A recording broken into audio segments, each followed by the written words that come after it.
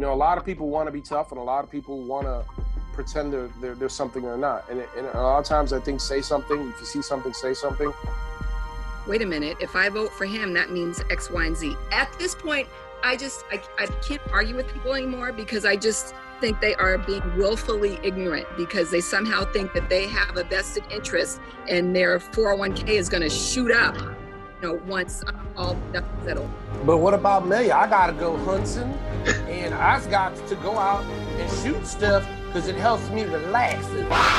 Listen, Tiger King, pipe down.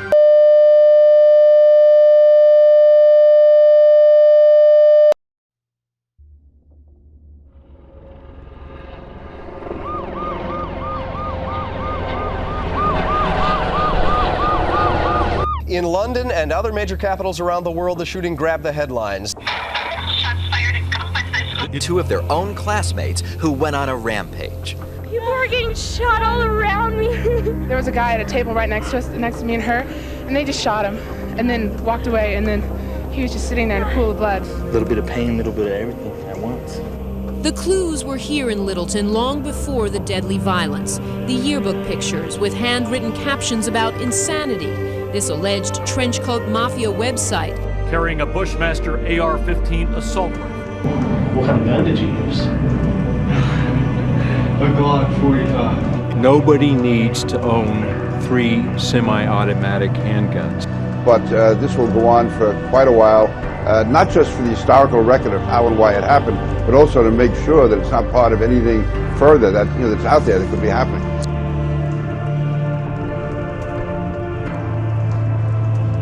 I was sitting there and I was like, just thinking about whether I should do it or not. ABC News identified 17 school attacks and 37 serious threats linked to Columbine since the massacre. The first images of the terrifying moments in this college town with a gunman on a rampage. Well, I heard that the shooter was a formal student at Douglas, and his Instagram, he has an Instagram, and everything he posts is about weapons and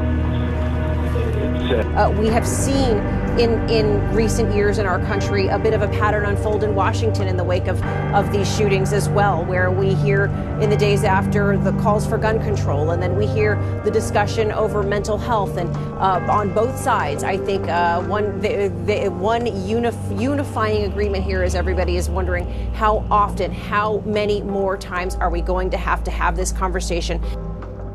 I've got to tell you, when I came to America 3 years ago, to take this job, I could never have imagined that as a late night host, I'd be talking about mass shootings and talking about so many of them.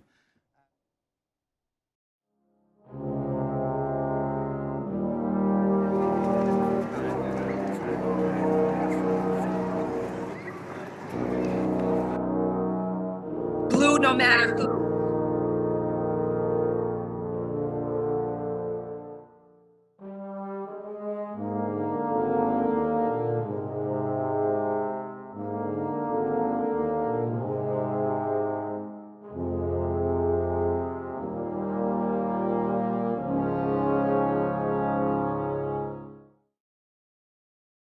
So violence in New York is actually not that bad in comparison to other places in the country, like say Chicago, or even certain parts of LA. But crime has been down in New York for many years, and I've seen it change. Like it used to be, you could never walk through Times Square and feel safe. Now it's like Disneyland. You know what I mean? It's really safe. So New York is a lot safer than people outside of New York may think, and we're a lot friendlier, sadly, than we used to be. As far as what I remember, we didn't encounter a lot of violence. We got in fistfights at school more so because our parents were in an interracial marriage, or because we lived in a predominantly white area.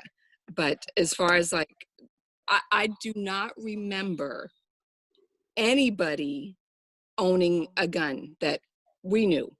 I don't remember anybody, like any kids of mine being shot from finding their parents' gun. And then I don't remember any of that happening. I don't think we currently have any candidate that really has a gun control thing. The one candidate we probably had, or the two candidates we had, were women who are no longer able to, who have conceded and are no longer campaigning. I'd say Kamala Harris was one. So we have enough trauma in our community that we need to deal with without expecting that our second grader is going to now go to school and look up in the front of the class at their teacher and she's strapping a gun. Or That doesn't make any sense. That does make no sense.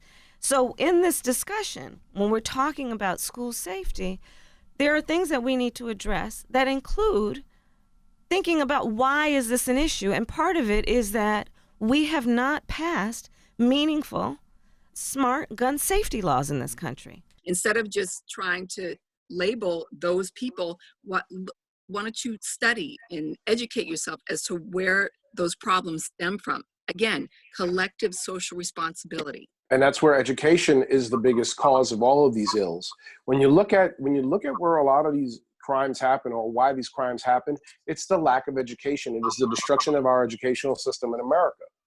You know, if you don't know how to think about things logically, or use common sense, or know basic right from wrong, and it's not taught to you from a young age, and let's say you grew up in a dysfunctional home in a bad neighborhood, your responses are mostly reactionary and emotional. You know, oh, I'm offended, this dude stepped on my sneaker, I gotta bust a cap in his ass. The reason that people are lacking in education is because there's no funding. Funding has been cut. Teachers are taxed more and more and more, and that's teachers who are in school districts that don't get the money because there are a bunch of brown people who live there. And right, and then they come out of their own pockets to buy things like paper and notebooks for these kids, and then also the breaking of teacher unions. We have the NRA on the ropes because of the moms, because of the Brady Group, because of Giffords, because of March for Our Lives. But I'm the only candidate on this stage calling for a ban and buyback of every single assault weapon in America. And I believe that what we need is comprehensive gun legislation that, among other things, provides universal background. We end the gun show loophole. We end the straw man provision. And I believed in 1988, and I believe today. When I was a young man, when I was younger, and way before I met your aunt, I dated a woman who was a little older than me, whose son was murdered in his friend's home by a kid who just decided to take his father's .357 Magnum. And he announced in the middle of the night that they were going to play Russian roulette, and he shot him because he was jealous of him. I've seen people in my neighborhood get shot, you know, back in the day. I got grazed by a bullet back in the old drive-by days, you know, and my youngest daughter lives a 5-minute ride from Newtown, where Sandy Hook happened. So when that went down, I rushed up there because they were very scared. And so, yeah, I'm sure everybody has a story. And it's terrible. Sometimes you just have to avoid things, and other times, again, if everybody had the same level of social responsibility, if you see a young woman being harassed on a train by a gentleman or another person, everybody should be speaking up, not just the 6'3" dude. Everybody should be speaking up and saying, hey, leave her alone. She doesn't want you to talk to her. Or, hey, what are you doing? You know, grabbing onto this person like that. Right. I think if we collectively showed up for each other, there would be less crime like that. Tomorrow is the day of retribution. Do this. It won't! Not after this! I can't take this back! I can't erase this!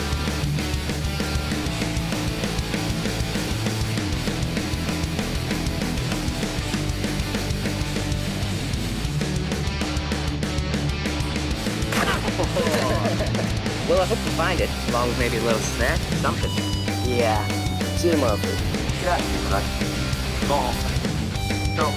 Don't do this, Tyler. The pain in your stomach, the pain in your heart, it goes away. All those girls that I've desired so much, they would have all rejected me and looked down upon me as an inferior man. I felt sorry for you. need you. Get a clue. What really drew me in to that dark path that I was on was that sense of hopelessness. What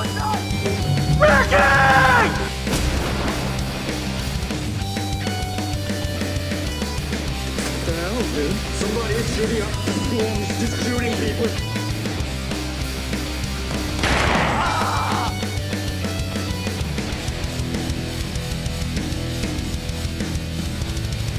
Drop your weapon! Drop your weapon!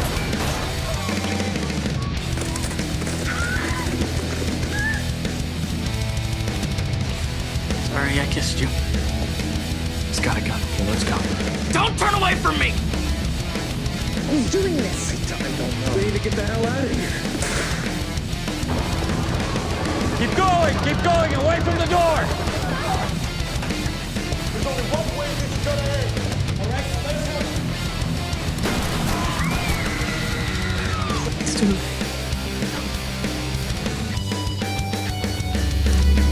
I already shot someone.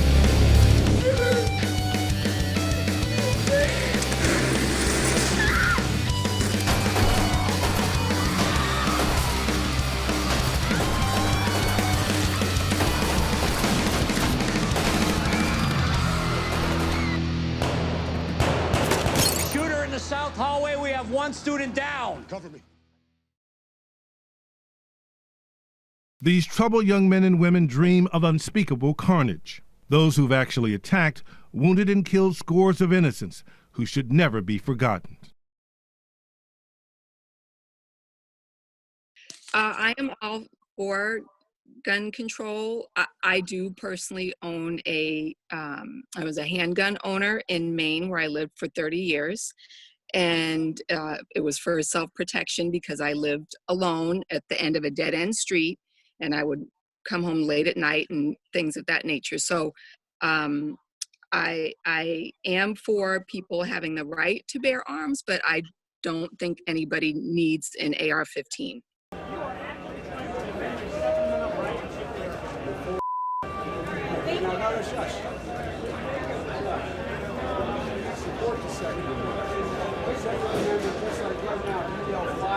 That's not free speech. We break again. I have shotgun, I have 20 games, 12 games, my son's hunt. Guess what? You're not allowed to own anyway. Here's the funny thing about gun control as a whole. You know who started gun control in our country? A Republican. Ronald Reagan started it in the 60s after the Black Panthers showed up in Sacramento, showing their right to bear arms, and people freaked out. And they were like, oh my God, look at all these evil black men with guns. And then all of a sudden they had gun control in California. Reagan did that.